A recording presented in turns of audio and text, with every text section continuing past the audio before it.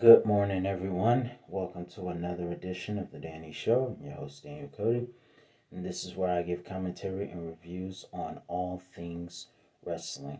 And today is a very special day because today I am doing a special tribute to three special wrestlers who share the same birthday on this very day. First, we start off with the legendary, one of the greatest female wrestlers of all time, Trish Stratus. And in this part of the segment, I will give you a countdown of 5 of my favorite Trish Stratus matches. Tell me if you agree. Starting at number 5, we have Trish Stratus versus Charlotte Flair at Summerslam 2019. And I actually did a review about 5 months ago on SummerSlam 2019 as a review from the past. And this match was awesome. I really enjoyed the match. Although we all wish Trish Stratus would have won the match because it was in Toronto, in her hometown, our home country, should I say. And it was just an epic match between the past and the future. Past being legendary Trish Stratus, and of course, we have Charlotte Flair, the future, and the now.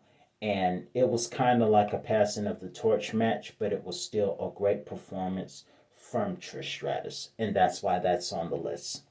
And it's last place because she lost.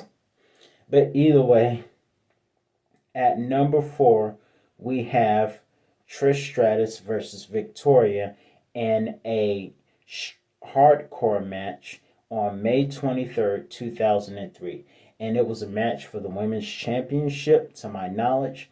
And it was a match that accompanied Victoria, who was accompanied by Stevie Richards. And to even the odds, Tommy Dreamer, before everything happened, came to Trish Stratus's aid and fought off Stevie Richards so that those two women could have their match.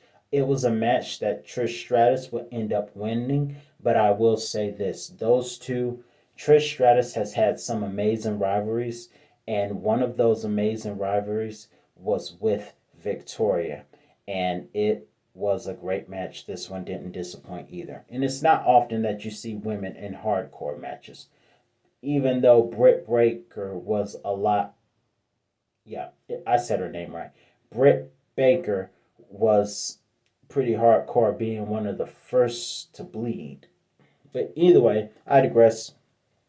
Moving on to number 3, we have Trish Stratus versus Molina at SummerSlam 2005.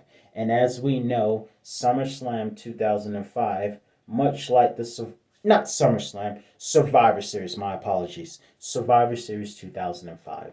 And as we know, Survivor Series 2005 was much like the Survivor Series that have been taking place since 2016. And it was all about SmackDown versus Raw. And this was a match between Raw's own Trish Stratus, who was the women's champion, one of the longest reigning women's champions ever, versus SmackDown's own Molina. And Molina was a fresh woman in wrestling. She was, dare I say, a newbie at the time. Now, she had a couple of segments on Raw, including one of those episodes that everybody's really appreciated Randy Orton for hosting. But this was a match where she really got to show herself off. I'm talking about Molina. And even though it was a losing effort, it was a great match from Trish Stratus and her. And it was just great to watch. I really enjoyed that match. And it's not often that you see Trish Stratus fly over the top rope. But even though Molina was new, she gave Trish a great match. And I don't know about you, but I enjoyed it.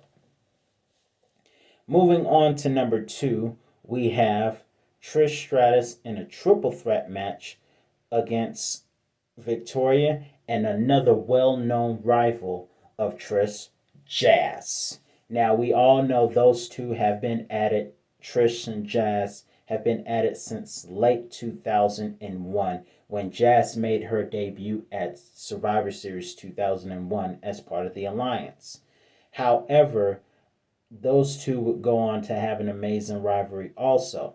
And it would be a mixture between her, Trish, and Victoria, who at the time, Victoria was WWE Women's Champion, as Trish was the Survivor Series 2005. But this match was also great, and it was a match that saw, first off, Trish Stratus had a great entrance at WrestleMania 19, and she would go on to win that match and become Women's Champion at WrestleMania. Now, previously, fun fact, Trish Stratus and Jazz were a part of a triple threat match at the previous WrestleMania, except this time Lita was involved. But the next year, Trish would win that match, becoming champion. And speaking of Lita, that brings me to number one.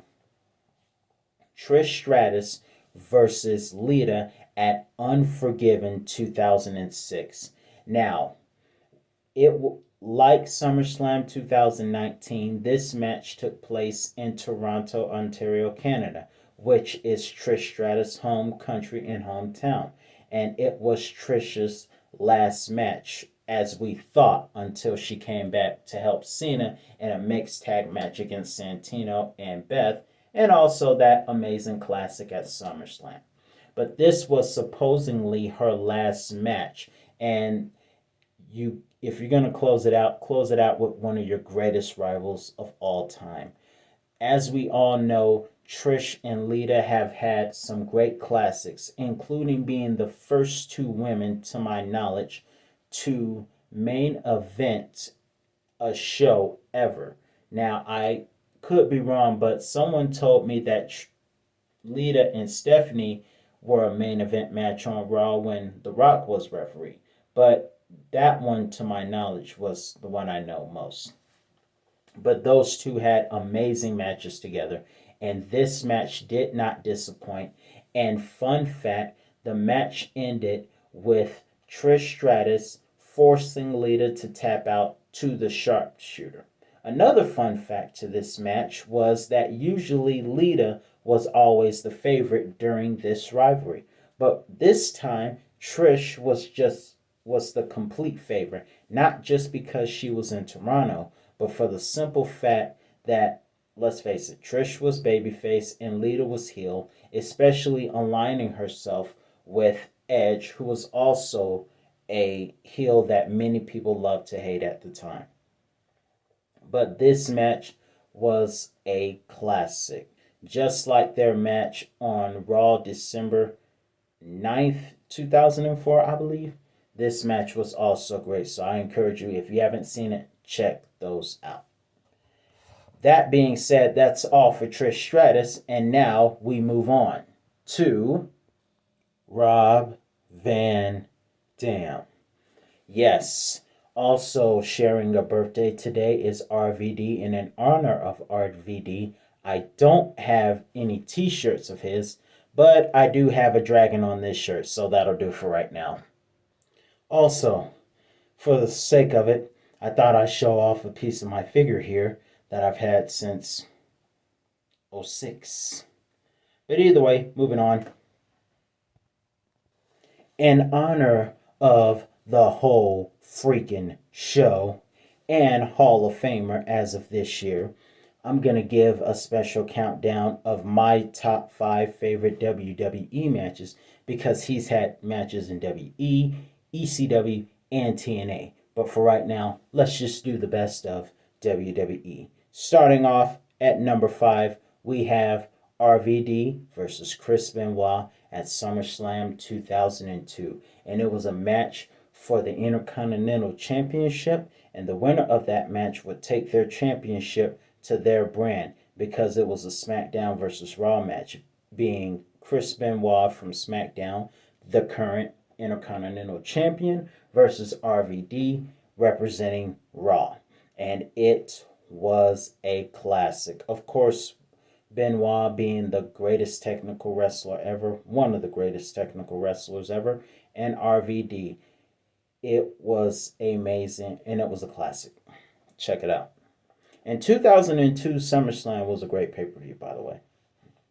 Moving on to number 4, we have RVD versus Rey Mysterio on an episode of Raw in the summer of 2006. It was an ECW-like match between RVD, who would represent ECW, versus Rey Mysterio, who was SmackDown's World Heavyweight Champion at the time.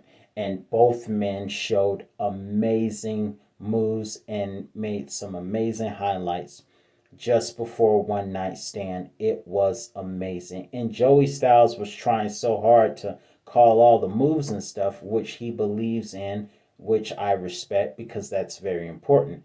But of course, the commentators were doing a bunch of arguing. No, that was Taz and Jerry Lawler doing all that. But either way, great match. If you haven't seen it, check it out. Moving on to number 3, we have Jeff Hardy versus RVD in a ladder match in the summer of 2002, just a couple of weeks after Hardy had already had a match, a classic, with The Undertaker. But this one was 2002. We had a lot of ladder matches in 2002. And even though those two had a great ladder match at SummerSlam 2001, this match on Raw in 2002 was also great. But the thing that made that match so special was that we saw the best of both guys. We saw them pull out their best finishers. RVD with the frog splash and Jeff Hardy with the swanton onto a ladder cased RVD. But just like SummerSlam 2001, RVD won that match just like he did SummerSlam and the match against Rey Mysterio. So RVD getting a lot of victories and a lot of ladder matches involving him. But either way, during the Ruthless Aggression, I might add. Moving on to number 2, we have RVD in the Money in the Bank match in Wrestlemania 2006. It was a great match, and RVD had an amazing showing.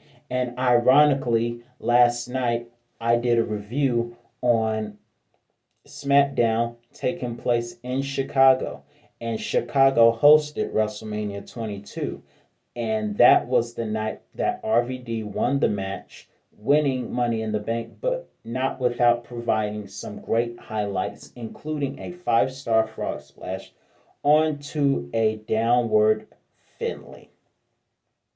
But nonetheless, great match that featured the almighty Bobby Lashley before he was almighty, and Matt Hardy before he was broken or woken and all. And last but not least, at number 1, we have a match between RVD and John Cena as my number 1 pick from ECW One Night Stand 2006. And that match was great. But what was crazy about that match was that the fans were strictly behind RVD, and they really chewed John Cena up. John Cena didn't let it get to him. He put on a great show, but RVD put on a great show also. And it also helped that Edge, another great rival of Cena, was there to spear Cena through the table, and RVD went for the frog splash, with Paul Heyman counting the match out as the special referee, since the other referee was knocked out by John Cena on purpose. So a lot of great matches from the whole freaking show, Mr. Pay-Per-View, RVD, and that was one of them, and the crowd went nuts. I was very scared. Many people were scared of what would have happened if John Cena lost.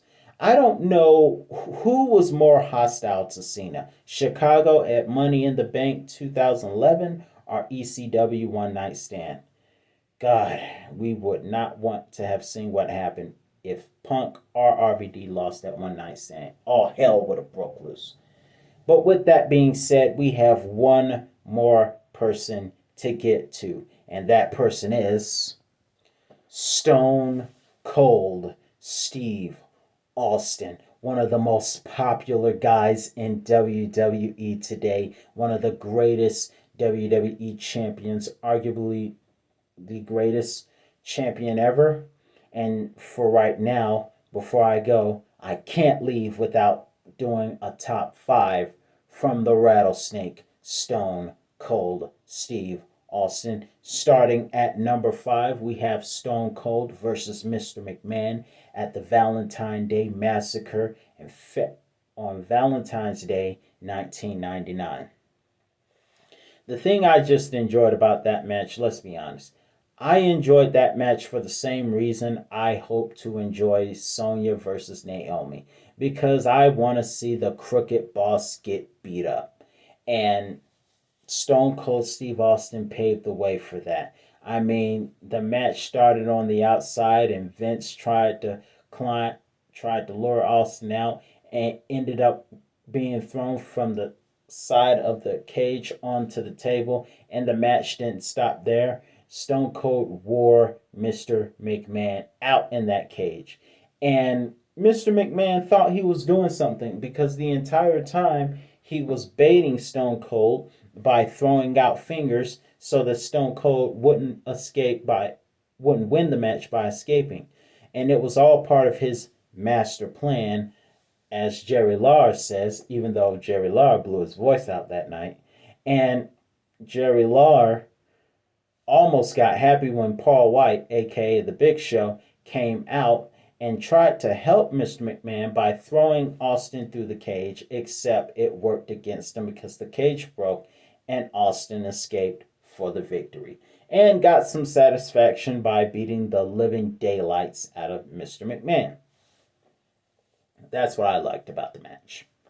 Number four, we have Stone Cold Steve Austin at the Royal Rumble 2001, a match that was the third Royal Rumble that he would win. The other two were at 97 and 98, but this one was my all-time favorite Stone Cold Royal Rumble win, because this was a match that, number one, it featured a lot of great future stars and a lot of great stars at the time. And Stone Cold came to the match but was attacked by Triple H, who he had been feuding with at the time, after finding out that Triple H was the master behind the incident that happened where he got ran over by the car. So, despite being ambushed and busted open, Stone Cold was able to continue the match, going to win the Royal Rumble, last eliminating Kane, who had made a great impression during that match. And of course, he had an encounter with future rival and one of the men he had been rivaling with for a while, The Rock, which made that Royal Rumble extra interesting. So Stone Cold at the Royal Rumble 2001 was awesome. Give me a heck yeah on that.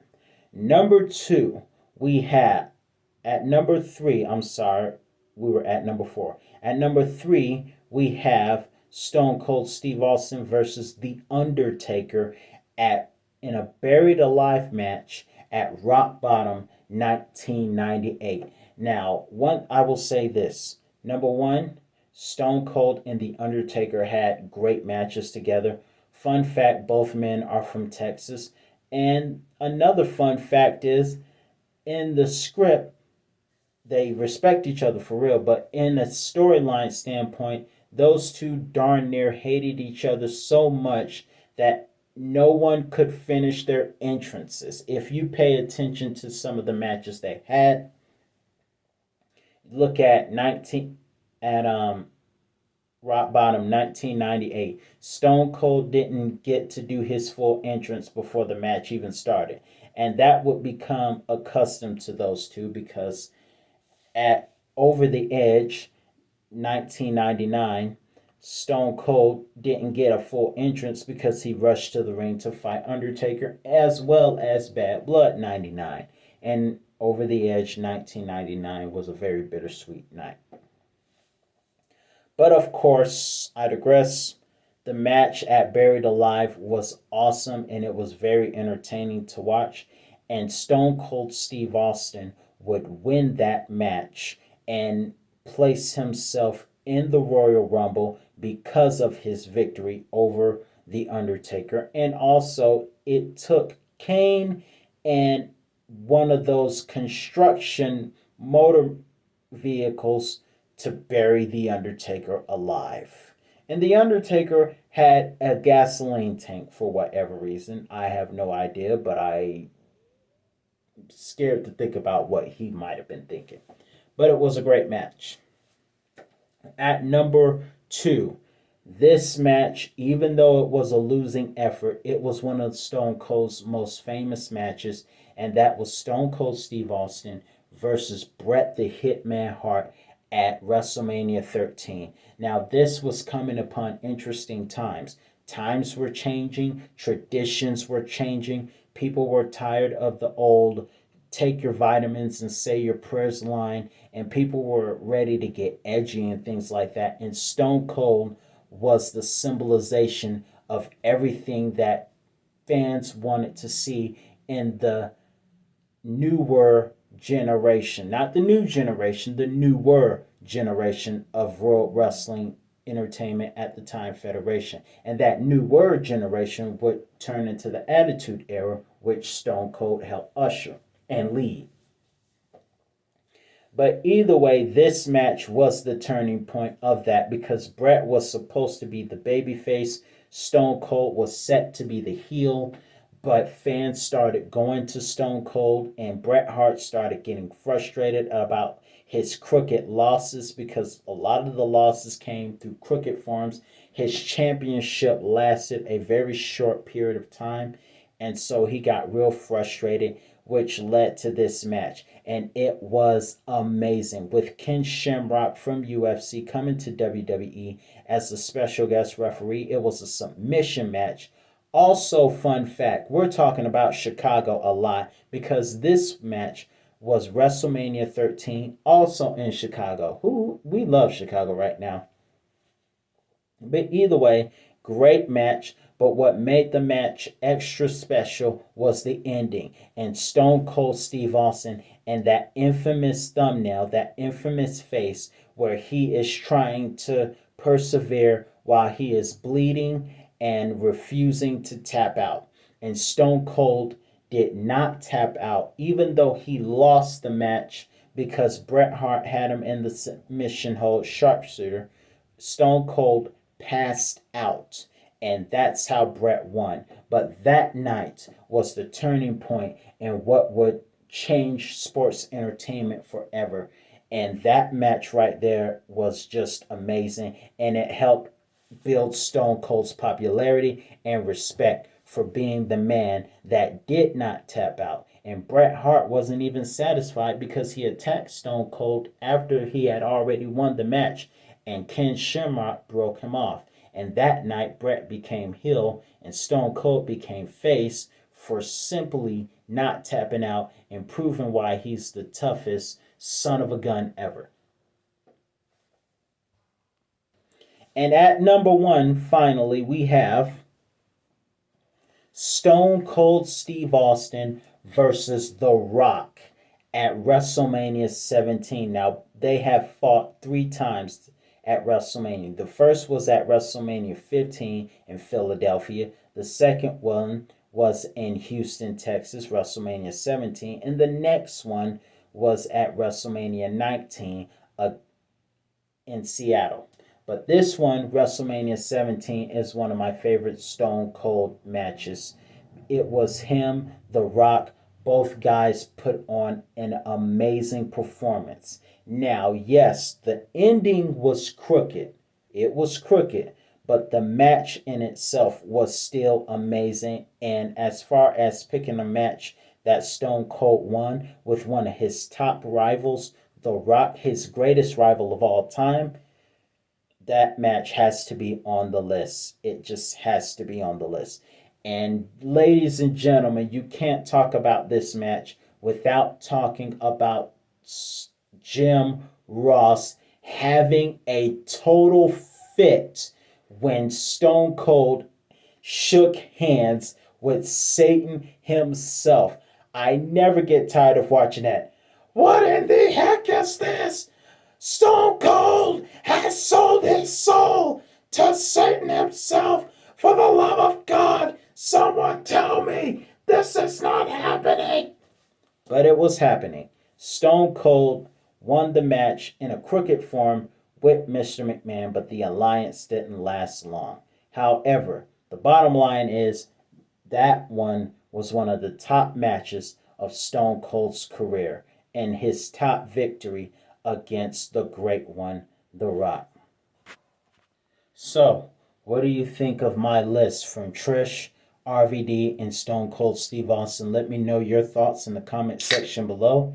If you enjoyed this event, don't forget to like, comment, and subscribe. And before I go, I'll leave you with this toast. If you're down with Stone Cold, give me a heck yeah.